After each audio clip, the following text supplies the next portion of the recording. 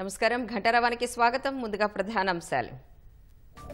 పెద్దపల్లి జిల్లా మానేరు వాగుపై కూలిన నిర్మాణంలో ఉన్న వంతెన రాత్రి ఈదురుగాలులకు గడ్డర్లు కూలడంతో తప్పిన ప్రాణ నష్టం.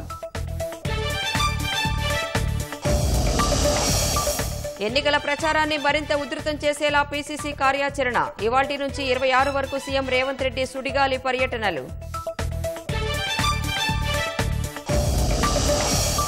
ప్రచారంలో దూసుకెళ్తున్న విపక్షాలు. కాంగ్రెస్ హామీలే లక్ష్యంగా భారాస భాజపా వాగ్బాణాలు.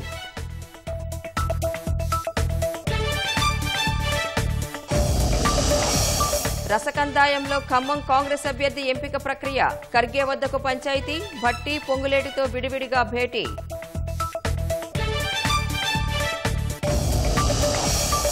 ఈ నెల 30న 10వ తరగతి ఫలితాలు విడుదల. ఉదయం 11 గంటలకు ప్రకటించనున్న పాఠశాల విద్యాశాఖ కమిషనర్.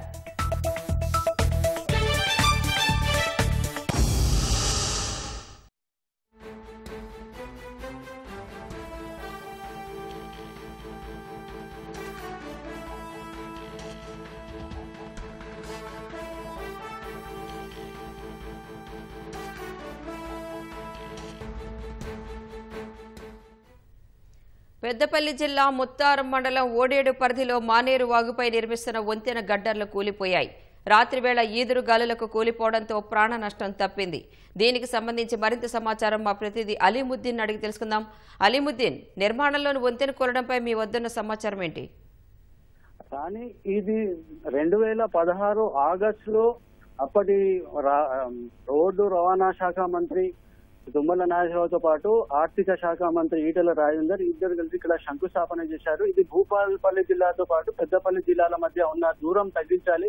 అంతేకాకుండా ఈ మానేరు వాగు వల్ల ప్రజలు తీవ్ర ఇబ్బందులు పడుతున్నారు. దీనిపై వంతెన నిర్మించాలన్న ఉద్దేశంతో 49 కోట్లతో శంకుస్థాపన చేశారు. అయితే ఆ నిర్మాణం కొనసాగుతుంది. కొన్నిసార్లు నిధుల లేమి వల్ల ఆగిపోయింది. మరికొన్నిసార్లు ఈ ఇసుక తరలింపుదారులు బెదిరిస్తున్నారన్న ఉద్దేశంతో కాంట్రాక్టర్ పారిపోయారని ప్రచారం జరిగింది. ఈ క్రమంలో మరో కాంట్రాక్టర్ కు పనులు అప్పగించారు. అది బిల్లులు రావడం లేదని అతను కూడా వదిలేశాడు. అయితే మరో కాంట్రాక్టర్ ను నియమించి నిర్మాణం చేపట్టాలని ప్రచారం జరుగుతున్న సందర్భంలో ఈ వంతెన కూలింది. దాదాపు 1/2 కిలోమీటర్ ఉంటుంది. ఇటు పెద్దపల్లి జిల్లా ముత్తారం మండలం ఓడేడు నుంచి అటు భూపాలపల్లి జిల్లా టేకుమట్ల మండలం గరిమల్లపల్లి వరకు దాదాపు 1/2 కిలోమీటర్ దూరం ఉంటుంది.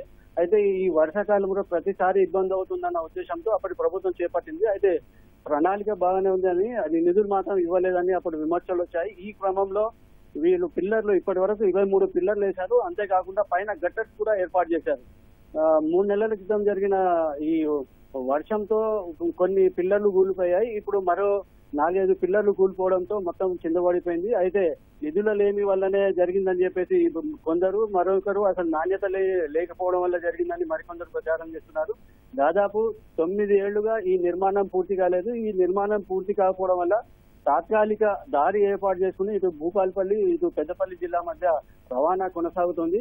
అయితే నిన్న అర్ధరాత్రి ఈ ఈదురు వేళలకు ఇది పడిపోవడంతో ప్రాణ నష్టం తగ్గిందని చెప్పొచ్చు. ఒకవేళ పగలు జరిగి ఉంటే మాత్రం ఆ రహదారిలో వెళ్లే వాళ్ళపై పడేది అని చెప్పేసి చెప్పుకుంటున్నారు. మొత్తం మీద ఈ కూలిపోవడం అనేది ఒక చర్చనీయాంశం అయింది. రాని అలీముద్దీన్, మరి కూలిన వంతెన అధికారులు కానీ ఇటు నేతలు కానీ ఎవరైనా వచ్చారా, పరిశీలించారా? నిన్న అర్ధరాత్రి జరిగింది. అయితే ఇప్పుడే అటువైపు వెళ్లే వాళ్ళు ఈ విషయాన్ని పోలీసులకు ఇటు గ్రామస్తులకు తెలపడంతో పెద్దతున్న ప్రజలు అక్కడ తెలివెళ్తున్నారు. ఈ వంతెన కూలిపోవడం అని వింతగా చూస్తున్నారు. మొన్నటి వరకు మేడిగడ్డ మీద ప్రచారం జరిగింది. ఇప్పుడు ఈ మానేరు వంతెనపై విస్తృతంగా ప్రచారం జరుగుతుంది సామాజిక మాధ్యమాల్లో. రాని ధన్యవాదాలు అలీముద్దీన్.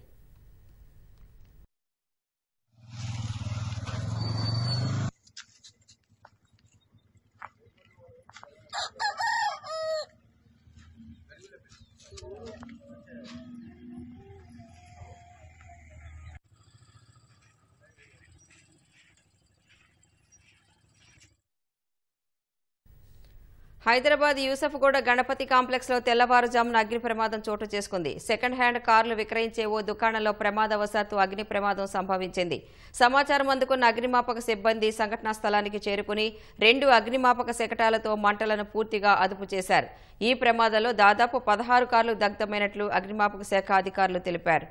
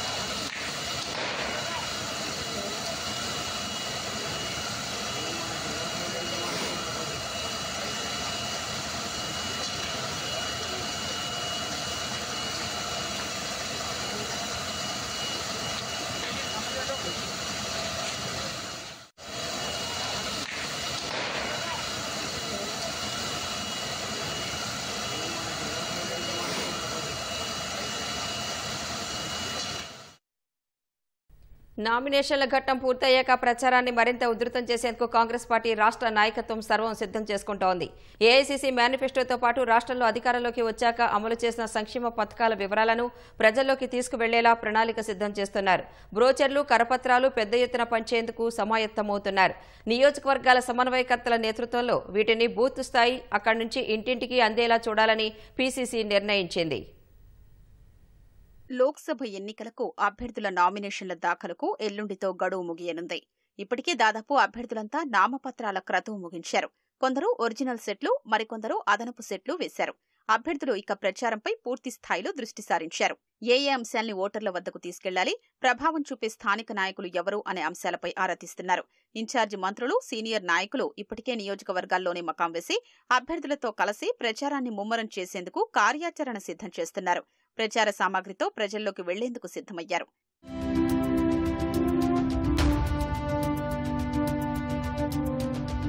ఐదు గ్యారంటీలు, అధికారంలోకి వచ్చాక అమలవుతున్న వివిధ పథకాల్ని ప్రజల్లోకి తీసుకెళ్లేలా రాష్ట్ర నాయకత్వం కసరత్తు చేస్తోంది. ఉచిత బస్సు ప్రయాణం, 200 యూనిట్ల ఉచిత విద్యుత్, 500 రూపాయలకే గ్యాస్ సిలిండర్, రాజీవ్ ఆరోగ్యశ్రీ, 10 లక్షలకు పెంపు తదితర అంశాల్ని జనంలోకి విస్తృతంగా తీసుకెళ్లాలని సంకల్పించారు. ఆగస్టు 15 వరకు రుణమాఫీ అమలు చేస్తామన్న సీఎం ప్రకటన, నిరుద్యోగ యువతకు ఉద్యోగాల కల్పనపై పెద్ద ఎత్తున ప్రచారం కల్పించాలని పీసీసీ యోచిస్తోంది. 4 నెలల్లోనే 30,000 ఉద్యోగాల భర్తీ, టీఎస్పీఎస్సీ ప్రక్షాళన, ధరణి సమస్యల పరిష్కారం, గత ప్రభుత్వ హయాంలో జరిగిన అవినీతి, నాసిరకంగా కాళేశ్వరం ప్రాజెక్టు నిర్మాణం తదితర అంశాల్ని ప్రచారాస్త్రాలుగా వాడుకోవాలని భావిస్తోంది. కాంగ్రెస్ వచ్చింది, కరవు తెచ్చిందనే రీతిలో ప్రతిపక్షాలు చేస్తున్న ఆరోపణల్ని ధీటుగా తిప్పికొట్టేందుకు అవసరమైన అస్త్రశస్త్రాల్ని సిద్ధం చేసుకుంటోంది.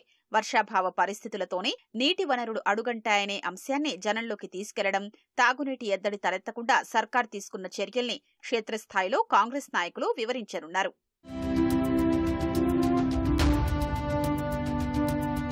సీఎం రేవంత్ రెడ్డి ఇవాళ్టి నుంచి ఈ నెల 26వ తేదీ వరకు లోక్సభ ఎన్నికల ప్రచారంలో సుడిగాలి పర్యటన చేస్తారు. నేడు కొడంగల్, నాగర్ కర్నూల్ ఎన్నికల ప్రచారంలో పాల్గొంటారు. 24న సికింద్రాబాద్, వరంగల్లో పర్యటిస్తారు. 25న చేవెళ్ల, 26న జహీరాబాద్ ప్రచార సభల్లో పాల్గొంటారు. రాష్ట్ర వ్యాప్తంగా అధికార కాంగ్రెస్ పార్టీ లోక్సభ ఎన్నికల ప్రచారం ముమ్మరం చేసింది. అభ్యర్థులు తమ వ్యూహాలకు పదును పెడుతూ ప్రత్యర్థులపై విమర్శల బాణాలు ఎక్కుపెడుతున్నారు. ఇప్పటికే అసెంబ్లీ ఎన్నికల్లో గెలిచి జోరు మీదున్న కాంగ్రెస్ సార్వత్రిక ఎన్నికల్లోనూ సత్తా చాటుతుందని నేతలు ధీమా వ్యక్తం చేస్తున్నారు. 10 ఏళ్లుగా కేంద్రంలో అధికారంలో ఉన్న భాజపా రాష్ట్రాన్ని ఏలిన భారాస ప్రజలకు చేసిందేమీ లేదంటూ అభ్యర్థులు జనంలోకి వెళుతున్నారు. హనుమకొండ జిల్లా పరకాలలో నిర్వహించిన యువజన కాంగ్రెస్ సమావేశానికి వరంగల్ లోక్సభ అభ్యర్థి కడియం కావ్య హాజరయ్యారు. భాజపా అధికారంలోకి వచ్చిన తర్వాత నిత్యావసరాల ధరలు, పెట్రోల్, డీజిల్ ధరలు ఆకాశాన్నంటాయని కడియం కావ్య అన్నారు. కాంగ్రెస్ అధికారంలోకి రాగానే పేద ప్రజల అభ్యున్నతే లక్ష్యంగా పనిచేస్తానని కావ్య వెల్లడించారు. సికింద్రాబాద్ కాంగ్రెస్ అభ్యర్థి దానం నాగేందర్ నియోజకవర్గంలో విస్తృతంగా పర్యటిస్తున్నారు. ప్రత్యేక పూజలు నిర్వహించారు. అనంతరం కార్యకర్తలతో కలిసి ఇంటింటి ప్రచారం నిర్వహించారు. దేశ అభ్యున్నతి కోసం పార్టీని గెలిపించాల్సిన బాధ్యత ప్రజలు, కార్యకర్తలపై ఉందని దానం ఉద్ఘాటించారు. కరీంనగర్లో కాంగ్రెస్ టికెట్ ఆశిస్తున్న వెలిశాల రాజేందర్రావు నామినేషన్ కార్యక్రమానికి మంత్రి పొన్నం ప్రభాకర్ హాజరయ్యారు. లోక్సభ తొలి విడత పోలింగ్ పూర్తి కాగానే ప్రధాని మోదీకి భయం పట్టుకుందని, అందుకే దేశంలో మత విద్వేషాలు రెచ్చగొట్టే విధంగా మాట్లాడుతున్నారని పొన్నం ప్రభాకర్ ఆరోపించారు. ఆయన ఈ రోజు మాట్లాడుతున్న మాటలు చూస్తే ఈ దేశం సిగ్గుపడేటువంటి పరిస్థితులు ఉంది. ఎలా చెప్తా ఉన్నాడు, కాంగ్రెస్ వస్తే సంపద అంతా ముస్లింలకు ఇస్తారని. మతపరమైన విద్వేషాలు రెచ్చగొట్టడం ద్వారా ఈ రోజు ఒక ప్రధానమంత్రి స్థాయిలో ఉన్న వ్యక్తి దేశ ప్రజలకు సంబంధించిన సంపద ఆదాని అంబానీలకు తప్ప ఎవరికి ఇద్దు అనేటువంటి ఒక ఆలోచనతో ఉన్నాడు. అలా పెద్దపల్లి కాంగ్రెస్ ఎంపీ అభ్యర్థి గడ్డం వంశీకృష్ణ ఎన్నికల ప్రచారంలో దూసుకుపోతున్నారు. ఎలిగేడు మండల కేంద్రంలో కార్యకర్తలతో కలిసి లోక్సభ ఎన్నికల ప్రచారం నిర్వహించారు. పారిశ్రామికవేత్తగా పేరున్న తనను ఎంపీగా గెలిపిస్తే నియోజకవర్గం పరిధిలోని నిరుద్యోగులకు ఉద్యోగ అవకాశాలు కల్పిస్తామని హామీ ఇచ్చారు. నల్గొండ జిల్లా నాగార్జున సాగర్లో కాంగ్రెస్ అభ్యర్థి రఘువీర్ రెడ్డికి మద్దతుగా నిర్వహించిన ప్రచార సభలో మంత్రి ఉత్తమ్ కుమార్ రెడ్డి పాల్గొన్నారు. దేశంలోనే అత్యధిక మెజారిటీతో రఘువీర్ రెడ్డిని గెలిపించాలని మంత్రి ఆకాంక్షించారు. ఎన్నికలు ముగియగానే ప్రతి ఒక్కరికి కొత్త తెల్ల రేషన్ కార్డులు మంజూరు చేస్తామని మంత్రి ప్రకటించారు. నిర్మల్ జిల్లా లక్ష్మణచాంద మండలంలో ఆదిలాబాద్ కాంగ్రెస్ ఎంపీ అభ్యర్థి ఆత్రం సుగుణ ఎన్నికల ప్రచారంలో మంత్రి సీతక్క పాల్గొన్నారు. ఇంటింటికి తిరుగుతూ కాంగ్రెస్ పార్టీ మేనిఫెస్టోను ప్రజలకు వివరిస్తూ చేతి గుర్తుపై ఓటు వేయాలని అభ్యర్థించారు. మోడీ గారు ఏం చేశారు ఈ దేశం కోసం ఒక్కసారి ఆలోచన. ఇవాళ ఉన్న రిజర్వేషన్ కూడా తీసేస్తా, ఉన్న రాజ్యాంగాన్ని కూడా మార్చేస్తారట. ఏది ఉండద్దు అంటున్నారు. బిఎస్ఎన్ఎల్ అమ్మేస్తున్నారు, ఎల్ఐసి అమ్మేస్తున్నారు, రైల్వేలు అమ్మేస్తున్నారు, మరి షిప్పింగ్ పోర్ట్లు అమ్ముతున్నారు, విమానయానాలు అమ్ముతున్నారు. అన్ని అమ్మి దోస్తులకు దోసి పెడుతున్నాడు మోడీ గారు. కాబట్టి ఒక్క అవకాశం ఇద్దాం, దయచేసి ఆలోచించండి. ఒక పేదింటి బిడ్డకు ఓటేసి చేకూర్చుని గెలిపియండి. రాష్ట్రంలో ఎన్నికల ప్రచారాన్ని కమలం పార్టీ హోరెత్తిస్తోంది. అభ్యర్థుల నామినేషన్ పత్రాల సమర్పణకు కేంద్ర మంత్రులు, భాజపా పాలిత రాష్ట్రాల ముఖ్యమంత్రుల రాకతో పార్టీ శ్రేణుల్లో ఉత్సాహం నెలకొంది. మరోవైపు లోక్సభ ఎన్నికల్లో అధిక స్థానాలు గెలిచి మళ్లీ పట్టు నిలుపుకోవడమే లక్ష్యంగా భారాస తీవ్రంగా శ్రమిస్తోంది. సమావేశాలు, రోడ్ షోలతో అభ్యర్థులు జనంలోకి వెళుతున్నారు. తమ హయాంలో చేపట్టిన అభివృద్ధిని వివరిస్తూ ఓట్లు అడుగుతున్నారు. సార్వత్రిక ఎన్నికల్లో దక్షిణాదిన పాగా వేసేందుకు తెలంగాణలో అత్యధిక స్థానాలు గెలిచే లక్ష్యంతో భాజపా ప్రచార జోరు కొనసాగిస్తోంది. రాష్ట్రంలో 2 అంకెల సీట్లు కైవసం చేసుకోవాలనే ధ్యేయంతో వ్యూహాల్ని అమలు చేస్తోంది. అందుకు తగ్గట్టుగా భాజపా స్టార్ క్యాంపెయినర్లుగా నియమితులైన వారిని రాష్ట్రానికి రప్పించి ప్రచారం చేయిస్తోంది. వీరితో పాటు రాష్ట్రానికి చెందిన కిషన్ రెడ్డి, లక్ష్మణ్, బండి సంజయ్, డీకే అరుణ, రాజాసింగ్, మురళీధర్రావు, పొంగులేటి సుధాకర్ రెడ్డి, గరికపాటి మోహన్ రావు, ఈటల రాజేందర్, ఏలేటి మహేశ్వర్ రెడ్డిలను స్టార్ క్యాంపెయినర్లుగా నియమించింది. హైదరాబాద్ లో ఎంఐఎం అధినేత అసదుద్దీన్ ఓవైసీ విద్వేషపూరిత ప్రసంగాలు చేస్తున్నారని రాష్ట్ర ఎన్నికల ప్రధాన అధికారి వికాస్ రాజ్ కు భాజపా హైదరాబాద్ అభ్యర్థి మాధవీలత ఫిర్యాదు చేశారు. గోవధను ప్రోత్సహించేలా ప్రసంగిస్తూ హిందువుల మనోభావాల్ని దెబ్బతీస్తున్నారని ఆమె ఆరోపించారు. హిందువుల మనసులను నొప్పించడానికి దైవంగా భావించే ఆవుని కాట్తే రహో వీర్ జిందాబాద్ అని అనడం జరిగిందో, దీనివల్ల హిందువుల మనసుని రెచ్చగొడుతున్నట్టు అమర్యాద పూర్వకంగా ప్రవర్తిస్తున్నది మాత్రమే కాకుండా మళ్లీ ద్వేషపూరితమైనవి దీని మాత్రమే తన ఓటు బ్యాంకుగా వాడాలని నిర్ణయించుకున్న ఏఎంఐఎం అధినేత అసదుద్దీన్ గారిపై ఈ రోజు మేము ఎలక్షన్ కమిషన్ కి కంప్లైంట్ దర్జు చేశాము. ఇటువంటి అన్యాయ స్థితిలో బీజేపీ నుంచి ధర్మబద్ధంగా పోరాడాలనుకున్న నాలాంటి వాళ్ళకి న్యాయం జరుగుతుందా? ప్రజలకే నేను ఇది విన్నవించుకోదలుచుకున్నాను. నల్గొండ భాజపా అభ్యర్థి సైదిరెడ్డి నామినేషన్ ర్యాలీలో కేంద్ర మంత్రి కిరణ్ రిజిజు పాల్గొన్నారు. నల్గొండ అభివృద్ధి భాజపాతోనే సాధ్యమని కేంద్ర మంత్రి స్పష్టం చేశారు. సిద్దిపేట జిల్లా హుస్నాబాద్ లో కరీంనగర్ భాజపా అభ్యర్థి బండి సంజయ్ నియోజకవర్గ ముఖ్యనేతలు, కార్యకర్తలతో సమావేశమయ్యారు. కరీంనగర్ కు 10 ఏళ్లలో కేసీఆర్ ఏం చేశారో చెప్పారని బండి సంజయ్ డిమాండ్ చేశారు. నిజామాబాద్ లో భాజపా ఎంపీ అభ్యర్థి ధర్మపురి అరవింద్ ప్రచార జోరును పెంచారు. నందిపేట్ మండలం ఖుద్వాన్పూర్లో అకాల వర్షాలకు తడిసిన ధాన్యాన్ని పరిశీలించారు. రాష్ట్రంలో ప్రభుత్వం మారినా రైతుల పరిస్థితి మారలేదని పేర్కొన్నారు. జహీరాబాద్ లోక్సభ భాజపా అభ్యర్థి బీబీ పాటిల్ నామినేషన్ ర్యాలీలో కేంద్ర మంత్రి పీయూష్ గోయల్ పాల్గొన్నారు. తెలంగాణను ఇన్నాళ్లు అవినీతి పార్టీలు దోచుకున్నాయని ఆరోపించిన ఆయన రాబోయే ఎన్నికల్లో అన్ని సీట్లు భాజపా గెలుస్తుందని ధీమా వ్యక్తం చేశారు. एक भ्रष्ट बीआरएस की सरकार तो निकाली, लेकिन जो नई सरकार आई है उसने भ्रष्टाचार रोकने के लिए कोई कदम नहीं उठाया। प्रधानमंत्री मोदी जी ने ये संकल्प लिया है कि भारत अब एक विकसित देश बनेगा, और विकसित देश भारत तभी बनेगा जब भारत भ्रष्टाचार मुक्त होगा, जब तुष्टीकरण की राजनीति बंद होगी, सभी को समान न्याय मिलेगा, सब सुख सुविधा मिलेंगी, तो हर एक का अधिकार है. సికింద్రాబాద్ లో భారాస ఎంపీ అభ్యర్థి పద్మారావు గౌడ్ ఆధ్వర్యంలో నియోజకవర్గ కార్యకర్తల సమావేశం ఏర్పాటు చేశారు. మహబూబ్ నగర్ లో భారాస లోక్సభ అభ్యర్థి మన్నె శ్రీనివాసరెడ్డి నియోజకవర్గ విస్తృత స్థాయి సమావేశం ఏర్పాటు చేశారు. 10 ఏళ్లలో భారాస చేసిన అభివృద్ధే తనను మళ్లీ గెలిపిస్తుందని ఆయన ధీమా వ్యక్తం చేశారు. జగిత్యాల జిల్లా మల్యాల రోడ్ షోలో కరీంనగర్ భారాస అభ్యర్థి బోయినపల్లి వినోద్ కుమార్ పాల్గొన్నారు. కరీంనగర్ స్మార్ట్ సిటీకి నిధులు మంజూరు చేసిన ఘనత బోయినపల్లి వినోద్ కుమార్కే దక్కుతుందని ఎమ్మెల్యే గంగుల కమలాకర్ ఉద్ఘాటించారు. భువనగిరి భారాస అభ్యర్థి క్యామ మల్లేష్ ఆధ్వర్యంలో జిల్లా భారాస కార్యాలయంలో కార్యకర్తల సమావేశం నిర్వహించారు. భువనగిరిలో భారాస గెలుపు ఖాయమని మాజీ మంత్రి జగదీష్ రెడ్డి ధీమా వ్యక్తం చేశారు. ఖమ్మం కాంగ్రెస్ లోక్సభ అభ్యర్థి ఎంపిక పంచాయతీ ఏఐసీసీ అధ్యక్షుడు మల్లికార్జున ఖర్గే వద్దకు చేరింది. కొన్ని రోజులుగా చర్చల మీద చర్చలు జరుగుతున్నా ముఖ్య నాయకులు ఎవరికి వారు తాము సూచించిన వారికే ఇవ్వాలని తెస్తున్న ఒత్తిడితో అభ్యర్థి ప్రకటన ఆలస్యమవుతోంది. పరిస్థితులు చక్కదిద్దేందుకు పార్టీ జాతీయ అధ్యక్షుడు ఖర్గే రంగంలోకి దిగారు.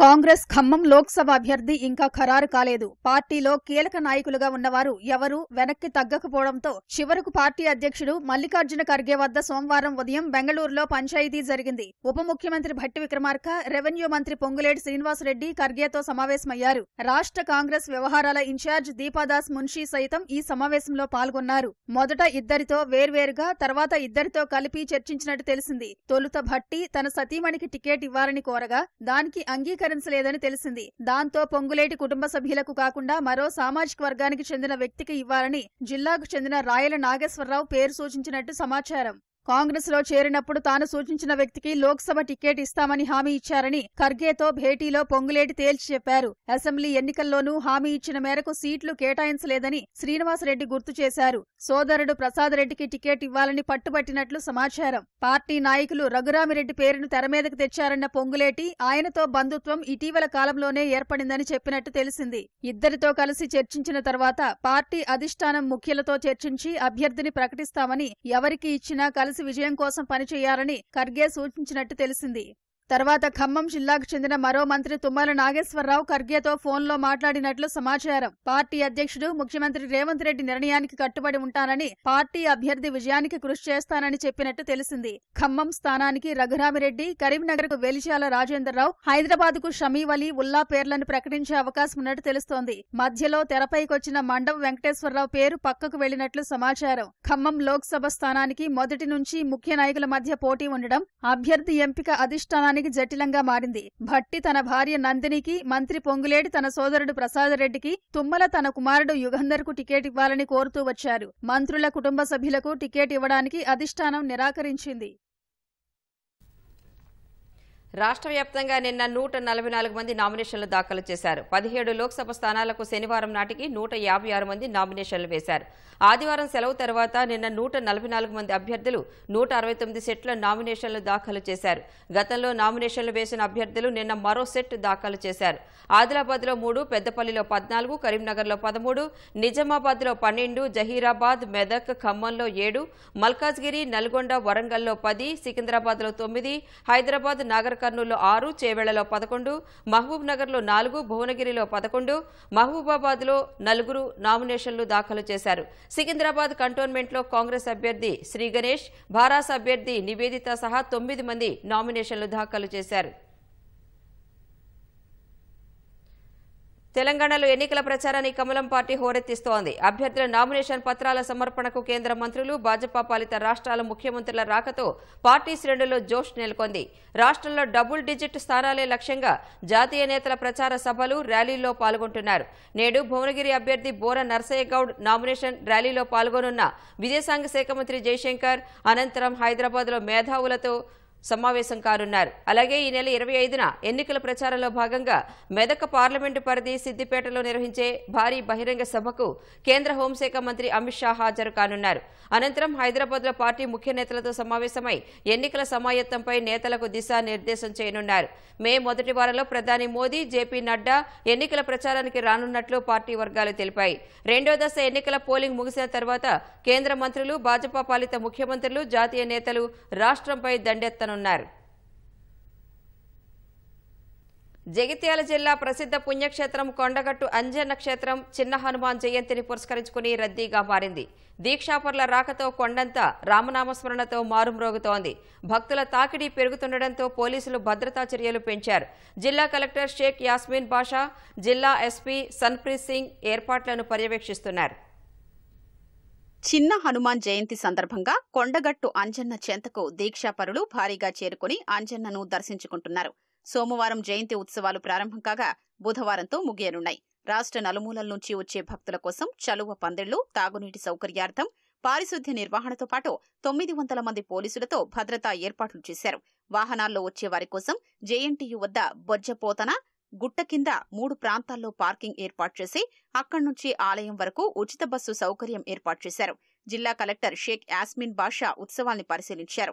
ఆంజనేయ స్వామి చిన్న జయంతి సందర్భంగా ఏప్రిల్ 22 నుంచి 24 వరకు కొండగట్టు ఆలయంలో అన్ని ఏర్పాట్లు చేయడం జరిగింది. ఈ సందర్భంగా భక్తులకి ఎక్కడ కూడా ఇబ్బంది కలగకుండా ముఖ్యంగా వాళ్ళకి టెంపరీ షెల్టర్స్ కానివ్వండి, వాటర్ అరేంజ్మెంట్స్ కానివ్వండి, హెల్త్ డిపార్ట్మెంట్ ద్వారా మెడిసిన్స్ కానివ్వండి, అదేవిధంగా షటిల్ చేయడానికి 3 ఆర్టీసీ ఫ్రీ బస్సెస్ కూడా ఏర్పాటు చేయడం జరిగింది. ఇంకా భక్తులు మాల విరమణకి సంబంధించిన ఏర్పాట్లు, లేడీస్ కూడా చాలా మంది వస్తారు కాబట్టి కోనేరు దగ్గర షవర్స్ కానివ్వండి, ఇవన్నీ కూడా చాలా పకడ్బందీగా అన్ని అరేంజ్మెంట్స్ చేయడం జరిగింది. భక్తులకి ఒకటే ఒక విజ్ఞప్తి ఏంటంటే చాలా హీట్ కండిషన్స్ ఉన్నాయి, ఆరెంజ్ అలర్ట్ ఉంది కాబట్టి తప్పనిసరిగా కాటన్ దుస్తులు ధరించి అదేవిధంగా వాటర్ ఎక్కువ తాగాల్సిందిగా కోరుతున్నాం. తొలి రోజు భారీ సంఖ్యలో దీక్షా విరమణకు తరలివచ్చినట్లు ఆలయ ప్రధాన అర్చకులు కపీందర్ శర్మ తెలిపారు. ఈ రోజు హనుమాన్ జయంతి సందర్భంగా భక్తుల తాకిడి పెరగనుంది. చిన్న హనుమాన్ జయంతి సందర్భంగా మేము 41 రోజుల స్వామివారి దీక్ష తీసుకోవడం జరిగింది. విజయవంతంగా స్వామివారి కరుణ కటాక్షాలు మా కుటుంబం మీద ఇలా ఉండాలని కోరుకుంటూ స్వామివారి దీక్షను విజయవంతంగా పూర్తి చేసుకోవడం జరుగుతుంది. మంచి జరిగింది సార్, స్వామి మంచి జరిగింది, స్వామి మంచి జరిగింది. చైత్ర పౌర్ణమిని పురస్కరించుకొని చిన్న హనుమాన్ జయంతి పురస్కరించుకొని స్వామివారికి ఉదయం ఫలపంచామృత అభిషేకము, అదేవిధంగా దాదాపుగా ఒక 120 కిలోల అరటి పళ్ళతో ప్రత్యేకమైన అలంకారం కూడా చేయడం జరుగుతుంది. మనం చూస్తున్నాం అనేక మంది హనుమాన్ దీక్షా స్వాములు వస్తున్నారు. వారి కోసం 200 మంది పరమేశ్వరుల చేత దీక్షా విరమణను కూడా చేయడం జరుగుతుంది. తలనీరాల దగ్గర కూడా దాదాపు 8 నాయి గ్రామాలతో ఏర్పాటు చేశారు.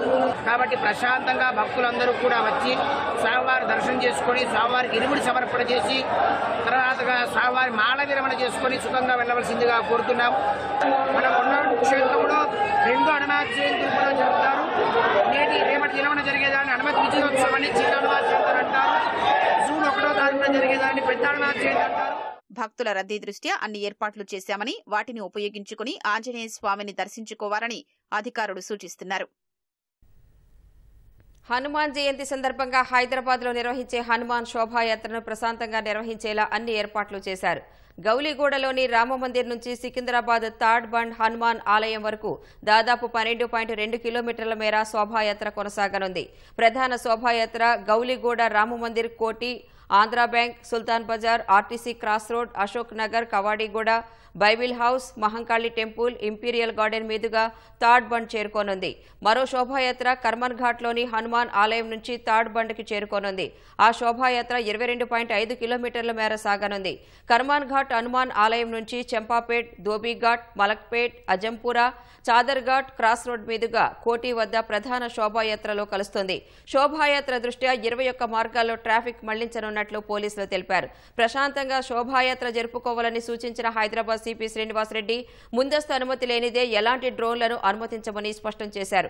ఎన్నికల కోడ్ అమల్లో ఉన్నందున పార్టీలు రాజకీయ కోణంలో ఉపన్యాసాలు చేయకూడదని పేర్కొన్నారు.